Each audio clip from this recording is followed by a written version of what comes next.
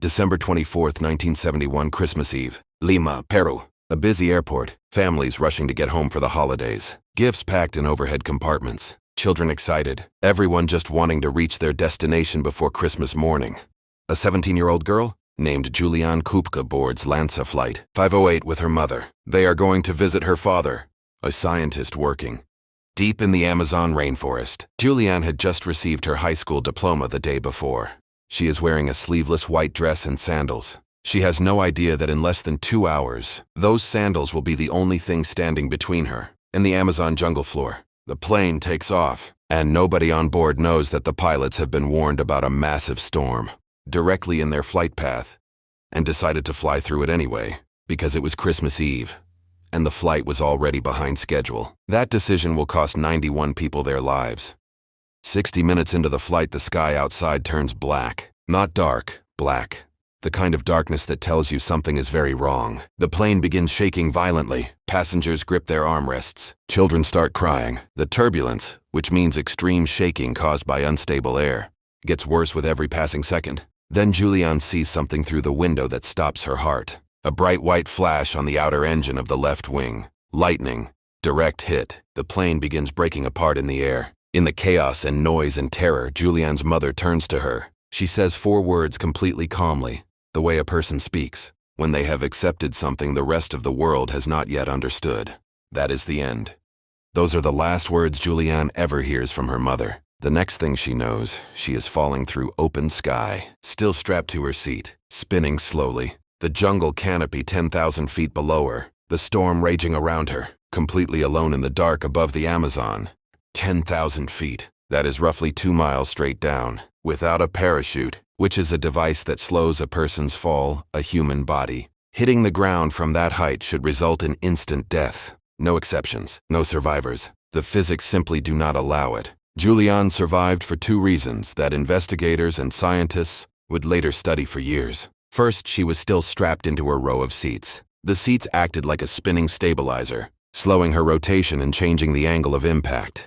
Second, she landed directly in the thick jungle canopy. Layer after layer of dense leaves and branches absorbed the impact over several feet instead of one single violent crash. She landed in the Amazon rainforest, alone, in the dark. On Christmas Eve, when she regained consciousness the next morning, she had a broken collarbone, a torn knee ligament, a deep gash on her leg, a damaged eye, and severe concussion, which means her brain had been violently shaken inside her skull. She was also completely deaf in one ear from the pressure change during the fall. She was 17 years old. She was alone, and the jungle around her was completely silent. The crash site was scattered across miles of jungle. Juliane began walking.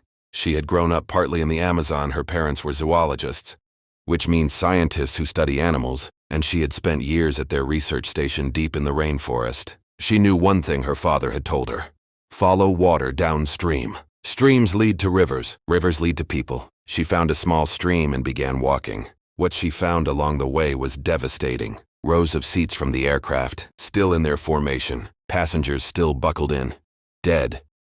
She found the gifts that had been packed in overhead compartments, now scattered across the jungle floor. She found Christmas cake still in its packaging, perfectly preserved. She found 3 passengers still alive. They had survived the fall, just as she had. They were badly injured and could not move. She stayed with them as long as she could. She had no way to get help. The jungle was impenetrable. There were no paths, no roads, no way out. She made the hardest decision of her life and kept walking. Those 3 passengers died waiting for rescue that came too late. The Amazon rainforest is not simply a forest. It is one of the most hostile environments on Earth. The heat is extreme. The humidity, which means the amount of water in the air, makes every breath feel heavy. Insects are everywhere. Venomous snakes move through the undergrowth. Caimans, which are large reptiles related to crocodiles, patrol the waterways. And the jungle is so dense that aircraft flying directly overhead cannot see through the canopy to the ground below. For 10 days, Juliane walked.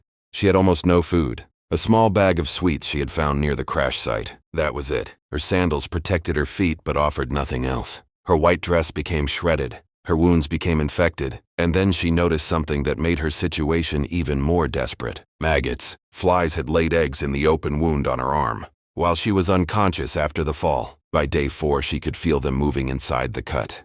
There was nothing she could do. She kept walking. She talked to herself to stay sane. She sang songs. She counted her steps.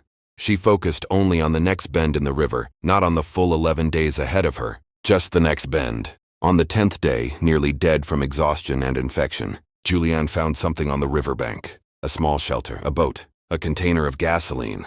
Her father had once told her something she never forgot. If you are in the jungle and you have a wound with maggots, pour gasoline on it. The fumes will force them out. She sat alone on that riverbank and poured gasoline directly into her open infected wound. She counted 90 maggots as they came out one by one. She later said this was the moment she finally believed she might actually survive. She did not know how to start the boat. She had no way to go anywhere. So she waited. On the 11th day, 3 men arrived at the shelter.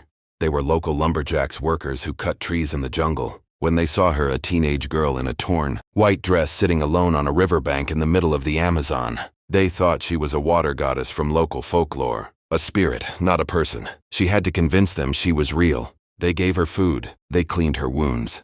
The next morning, they took her by boat to the nearest village. From there, she was flown to a hospital where her father was waiting. She was the only survivor of the 92 people on LANSA Flight 508. But here is the part that stays with you. When investigators searched the crash site, they found something that changed the entire story. 14 other passengers had also survived the initial fall. They had landed in the jungle alive just as Juliane had. They had waited for rescue, and they had died waiting just days before help arrived. If they had known what Juliane knew, follow the water downstream. Keep moving. Do not wait. Some of them might have walked out too. The difference between survival and death was not luck. It was knowledge. Knowledge her scientist parents had given her over years of living in exactly this jungle without ever knowing that one day she would desperately need it. Juliane Koepcke fell 2 miles from the sky on Christmas Eve. She walked out of the Amazon 11 days later. And the pilots who flew that plane into a storm, they had been warned about killing 91 people, were never criminally charged. That is the part nobody talks about.